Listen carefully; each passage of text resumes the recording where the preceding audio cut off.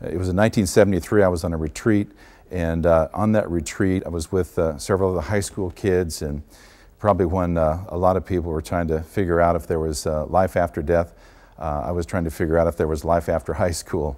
But in the midst of that, just a group of leaders came down for a weekend, and we prayed and sought the Lord, and during that time I was radically changed by the Lord. See, I knew something dramatic was about to change in my life, because I had a sense of eternity, a sense of God's presence in my life, and I knew from that weekend I was never ever going to be the same. In fact, not only was my life getting ready to change, but there was a deep sense that God was going to change me and use me in a way to change the life of my family members, my friends, and my sphere of influence.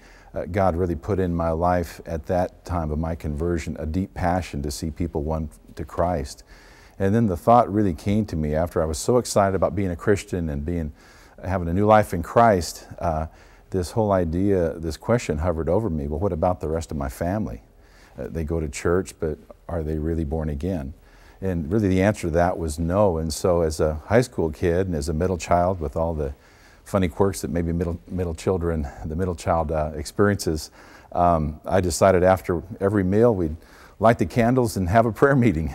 But the dilemma was this, you know, as a person, the first person saved in my fairly large family, how would it work in my life for them to come to Christ? And so for me, I just decided I was going to talk with them and share with them some, and I was going to pray for them a lot. So as time went on, many years, we had a family reunion, and at that family reunion, we took a picture, and there was nearly 30 people in my family in that particular picture.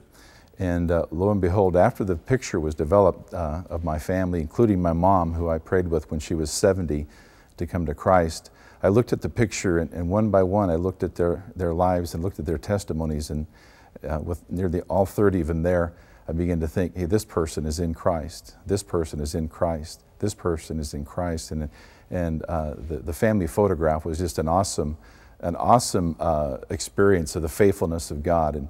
And each person came to Christ their own way, but it really, for me, it involved continuing to call upon the Lord, continue to be faithful and try to be a good witness and a good testimony and a good brother to my brothers and sisters. But one of the most exciting things of my Christian life over the last 35, 36 years is to really see the photograph of my family members, my mom and my brothers and sisters, their spouses and their kids in Christ. And I just want to say, great is God's faithfulness. And for those of you that maybe are challenged or feeling a little discouraged about your family members or loved ones, the statistics bear out that those that come to faith in Christ, about 87% of them will come to faith in Christ through family members and friends. So stay faithful, stay prayerful, and watch God move, because I've seen that happen in my family, and I believe He can make that happen in yours.